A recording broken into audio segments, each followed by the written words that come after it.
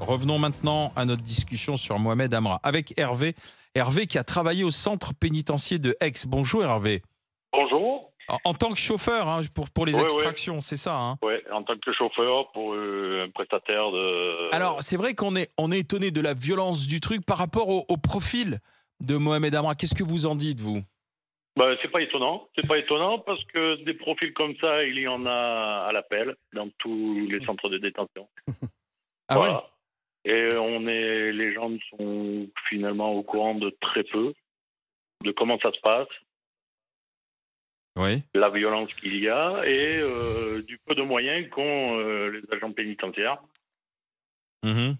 Voilà. Ouais, c'est extrêmement rare. Tout à l'heure, je disais que j'ai vu que ça n'était pas arrivé depuis 1992, ce genre de truc, ou alors on nous cache la réalité. On nous cache pas mal de choses. On nous passe pas mal de choses. Des interventions, il y en a pratiquement tous les jours. Des risques, des très gros risques d'évasion aussi. La nuit aussi, puisque moi je faisais les astreintes. Il y a les astreintes chauffeurs parce que tous les jours, des détenus, on les amène à l'hôpital. Et ils sortent à l'hôpital pour tout. On les fait sortir pour tout et pour rien. Pour un petit bobo, pour un petit trash de dents. Quelqu'un qui démonte un rasoir, qui avale une lame de rasoir, on le fait sortir alors qu'il n'y a aucun risque parce qu'il suffit qu'il aille aux toilettes le lendemain et puis voilà. Non mais des tas de choses, c'est lamentable.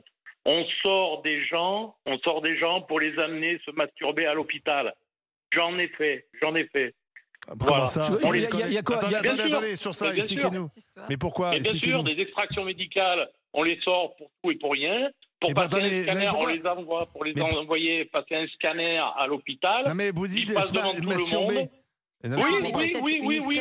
Non. Il y a 2 sites sur Marseille où on les envoie à la Conception et une autre clinique pour qu'ils aillent se masturber parce qu'on ne sait jamais s'ils ont un risque de ne pas se reproduire. Mais bien sûr, je l'ai fait. Il faut le dire. Pour mettre les paillettes. Pour les mettre paillettes. pour recueillir du sperme.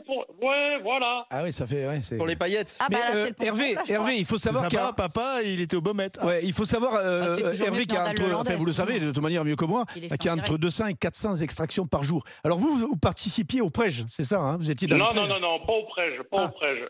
Non, pas au prège. On a fait des sorties parce que c'est de l'extraction judiciaire. Les prèges, c'est de l'extraction judiciaire.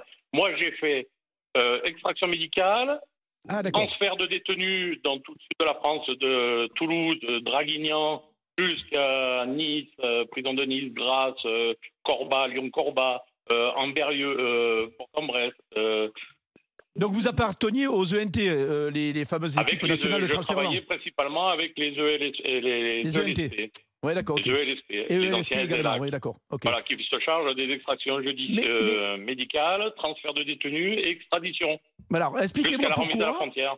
Expliquez-moi pourquoi, et je pense que ça va être le cas maintenant compte tenu de ce qui s'est passé, ce garçon n'était pas catégorié des PS 3 ou 4, pourquoi on n'utilise pas plus les ERIS, qui sont des unités, je les connais pour les avoir côtoyées. Je les côtoyais parce que j'ai fait des transferts avec eux. Eux sont surarmés et entraînés pour ça. Pour l'affaire Pastor, notamment, que j'ai fait un transfert. Donc eux sont quand même beaucoup plus équipés. Est-ce que vous pensez qu'ils vont être beaucoup plus sollicités maintenant? La première question, c'est les moyens en personnel. Il n'y a pas assez de personnel. On ne met pas assez de personnel. Non mais les iris, je reste sur le côté extraction. Les iris sont quand même en nombre, c'est un gros service. Il y a un pôle, mais qui sont avec, qui étaient avant sur les Baumettes, qui sont actuellement sur Aix. Mais ça ne suffit pas. Mais ce que je comprends pas, c'est que c'est quand même ça manque de bon sens. Excuse-moi Bruno, mais a priori, quand même, l'endroit le plus sûr, ça reste la prison. Ouais, et là, on prend chaque fois des risques de sortir pour n'importe quel motif ces gens.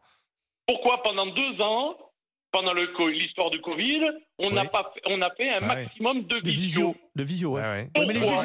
Parce que les détenus... Non, mais attendez, parce que les détenus, il faut dire les choses, parce que les détenus sont... les avocats, leurs avocats leur disent « tu ne signes pas pour faire la visio, on est obligé de les extraire. » C'est fou, ça, ouais. Ah oui. Voilà, on marche sur la tête. Mais même les juges, même les juges veulent rencontrer les gars. Mais ils sont tellement bien conseillés par leurs avocats que tout est fait pour qu'ils sortent pour tout et pour rien.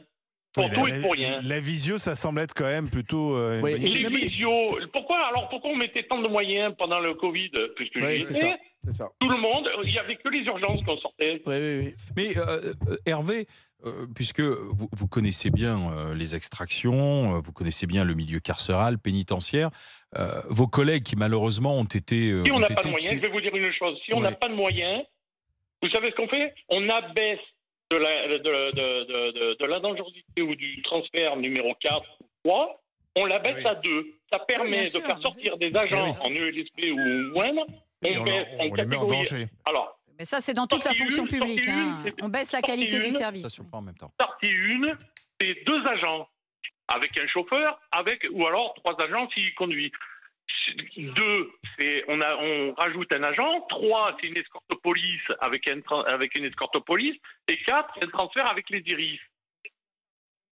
Et là, en l'occurrence, c'est pas tellement le nombre de personnes que le véhicule, parce que. Non, moi je dis que on a dû abaisser d'une catégorie, ça permettait de pas faire rentrer les iris. Oui, voilà, c'est ça, parce que justement ils sont surchargés. Les iris, ils sont surchargés. Oui, mais alors... Les presses sont surchargées. Mais dites-moi, comment, d'accord, je vous suis là, mais alors du coup, les gens qui sont intervenus, les gangsters qui sont intervenus, le commando, il était au courant de tout ça. Comment il est renseigné? Oui, mais comment il est renseigné?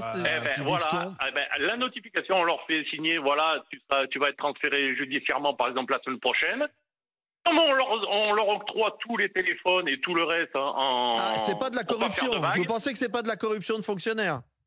Mais pourquoi ça serait de la corruption de fonctionnaires? Non, je vous pose la question, ça a été évoqué de façon très claire qu'il aurait pu y avoir une corruption. Non, vous vous trompez là, monsieur, vous vous trompez. La chose, c'est que comme ils ont tous les téléphones en détention, vous faites notifier un agent comme quoi il va être extrait judiciairement la semaine d'après. Non, mais laissez-moi terminer. Comme il va être extrait la semaine d'après, on lui dit, voilà, il avertit soit son co-détenu, soit son voisin de cellule, voilà, le jour où je vais être extrait, tu appelles ou tu envoies un message. Et justement, dans la foulée, le jour où il est extrait, il a juste à taper à la porte d'à côté ou faire un signe. Et puis voilà, comment se font les choses. Il connaît l'itinéraire.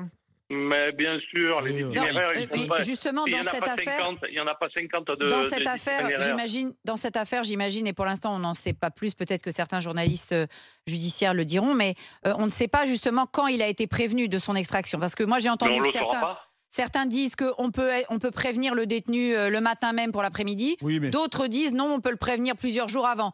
Donc, son avocat devrait aussi, j'imagine, collaborer pour dire quand, parce que c'est important de savoir quand il a été informé de son extraction. Mais on ne peut pas le savoir. Oui, parce que pour organiser le commando... oui, mais Hervé, juste un point. Mais ils ont le téléphone en cellule, ils gèrent déjà à l'intérieur de la Barbara a raison, un commando comme ça, avec les armes et tout ça, il faut les organiser. Ça s'est pas organisé du matin pour l'après-midi. C'est obligatoire que ce soit. C'est organisé à l'avance. C'est comme les extractions judiciaires, elles ne sont pas faites au dernier moment. Je sais pas, il y a des gens. Moi, j'ai entendu des experts dire que certains détenus sont extraits le matin. Sur tous les plateaux de télé, il n'y a que des experts. Sur tous les plateaux de télé, il n'y a que des experts. Il n'était pas classifié. Aujourd'hui, j'en vois qu'un d'expert, c'est Bruno Pomar. C'est gentil, merci Hervé. Non, mais Hervé, vous avez raison. Le problème, c'est qu'il n'était pas classifié DPS 3 ou 4. Oui, mais du jour au lendemain, parce qu'il n'y a pas les effectifs, on abaisse le taux. On abaisse le taux, comme ça permet de ne pas faire intervenir. En l'occurrence, l'expert dont je parle, j'ai entendu un magistrat et un avocat dire qu'il arrivait que les extractions se fassent du matin pour le après-midi. Là, c'était pas le cas. On a même entendu qu'il voulait aller au trou, il voulait aller à l'isolement, c'est ce que tu disais. Non, je dis c'est une hypothèse. Non, attendez, pardon, il faut rappeler ce qui s'est passé, parce que là, on passe à part dans tous les sens. Là, il revenait du tribunal. Donc, le tribunal, c'est pas du matin au soir. C'est organisé, c'est dans le cadre d'une procédure, d'un procès, etc. Donc, effectivement, la date était connue, qui a transmis la date, comment ils connaissaient le parcours, mais c'est un guet-apens qui a été organisé. Merci à Hervé d'avoir témoigné. Merci. Top départ, et puis voilà, c'est tellement bien organisé. Merci Hervé de votre témoignage. Merci. Et il faut dire aussi que ils n'ont pas, la plupart, les 90% n'ont pas de formation de conduite. Conduite défensive, offensive, comme on dit. Merci. C'est embêtant. Hervé, ce sont des pistes de réflexion aussi pour le ministère. Prendre des chauffeurs RATP. Il va y avoir une sacrée enquête, à mon avis.